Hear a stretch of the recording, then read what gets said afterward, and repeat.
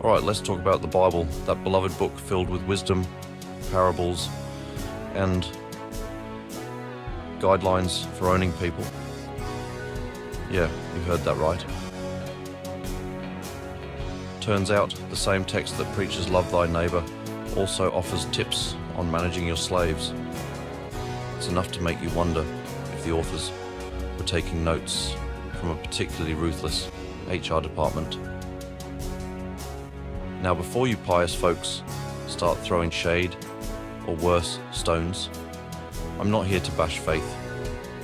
I'm here to bash hypocrisy. And honey, the Bible's got enough of that to go around.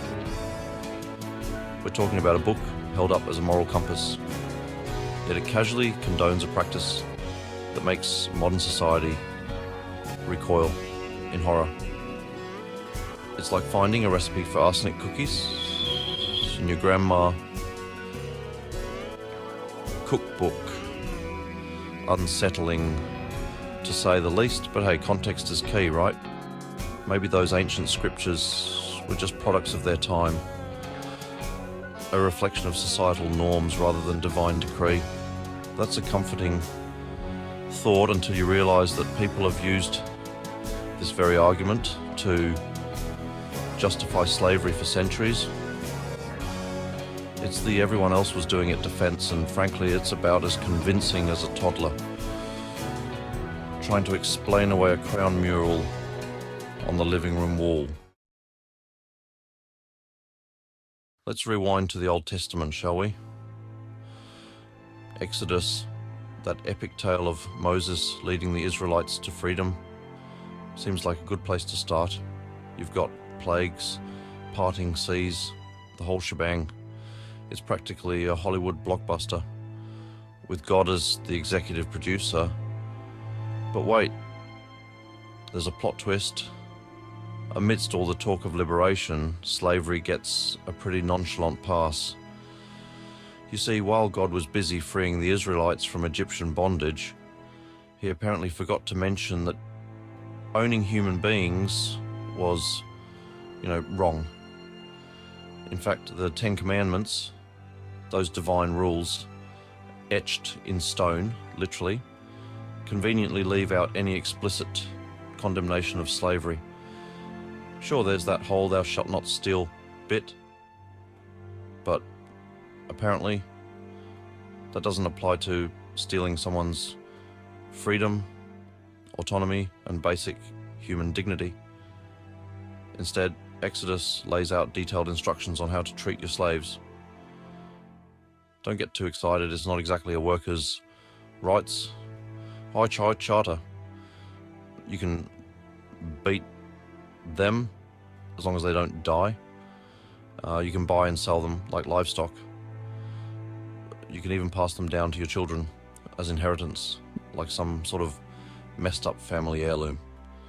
It's enough to make you wonder if those burning bushes were dispensing moral guidance or just second-hand smoke. Now, you might be thinking, okay, but that was the Old Testament, all fire and brimstone.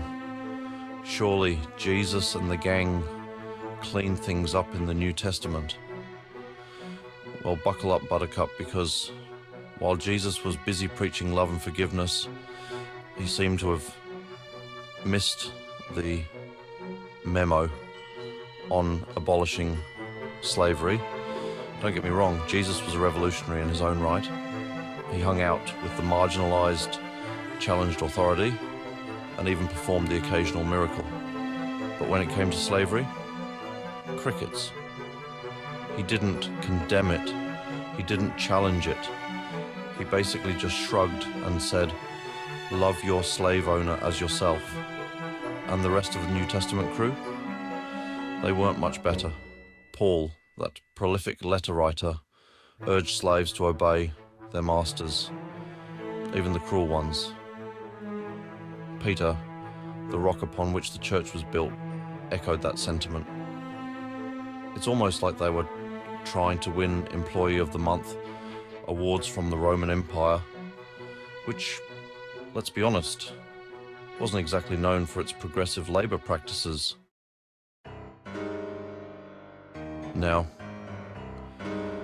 I know what you're thinking, Fig Leaf. You're being a bit harsh, aren't you? Surely there's a more nuanced interpretation of these passages, and you're right, there are. In fact, there are entire libraries filled with theological treatises dedicated to explaining away the Bible's awkward relationship with slavery.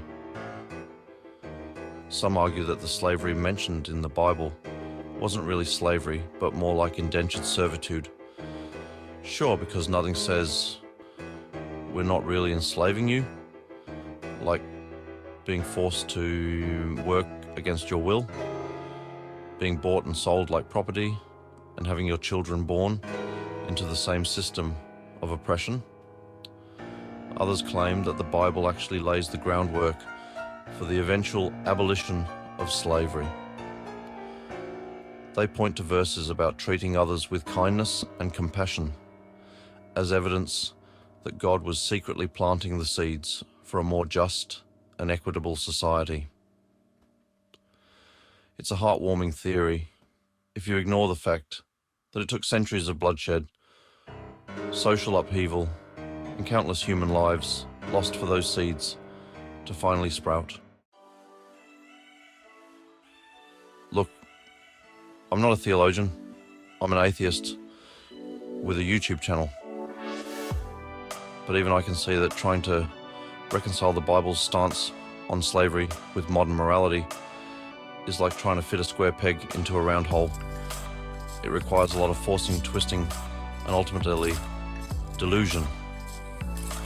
The truth is, people will always interpret religious texts in ways that suit their own agendas and biases. It's the ultimate buffet of belief. Pick and choose the verses that fit your worldview. Conveniently ignore the ones that don't. And voila, you've got yourself a divinely ordained justification for just about anything. But here's the thing about cherry picking. It only works if you ignore the whole damn orchard.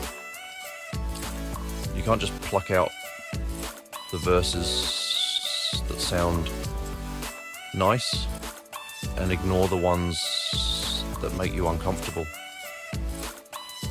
You've got to take it all in. The good, the bad,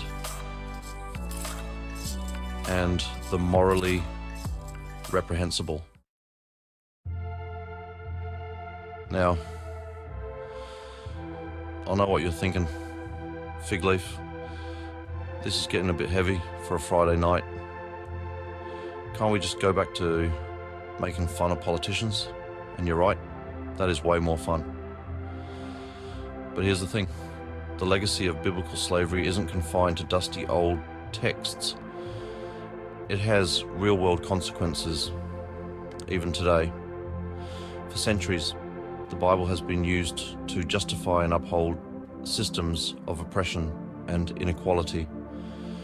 From the transatlantic slave trade to Jim Crow laws, those in power have twisted scripture to serve their own agendas, using the guise of piety to mask their prejudice.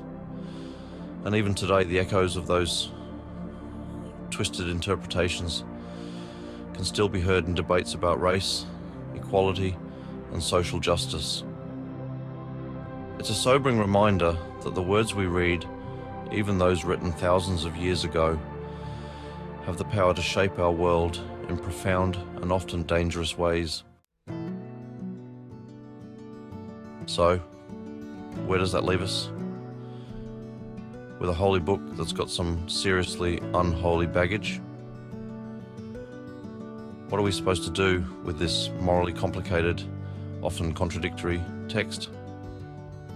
Well, that's the million-dollar question, isn't it? Some say we need to reinterpret the Bible through a modern lens to find new meaning in its ancient words. Others believe we should acknowledge its flaws and focus on its more timeless messages of love, compassion, and forgiveness. And then there are those who say Screw it. Let's just toss the whole thing out and start fresh. Hey, I'm not saying it's the most nuanced approach, but you've got to admire the honesty. But here's the thing about the Bible. You can't just edit out the parts you don't like. It's not like a Wikipedia page where you can just hop in and make a few tweaks. It's a sacred text, revered by billions, and tampering with its content is about as welcome as a fart in a confessional booth. So, what's the answer? Honestly, I don't have a clue. I'm just a YouTuber, not a prophet. But I do know this. We can't ignore the uncomfortable truths embedded in our sacred texts. We have to grapple with them, wrestle with them, and figure out how to reconcile them with our own evolving sense of morality. It's not easy, it's messy, and it's probably going to lead to more arguments than a family reunion at a political rally. But it's a conversation we need to have. Look, I'm not here to tell you what to believe or how to practice your faith, but I do think it's important to acknowledge the complexities of the Bible, particularly when it comes to issues like slavery that continue to resonate in our world today. We can't just brush aside the uncomfortable parts or pretend they don't exist. We have to confront them head on, to learn from them, and to use them as a springboard for creating a more just and equitable future. And maybe, just maybe, if we can find a way to reconcile our faith with our commitment to freedom and equality, we might actually make some progress on that whole love thy neighbour thing. And wouldn't that be a divine miracle worth celebrating?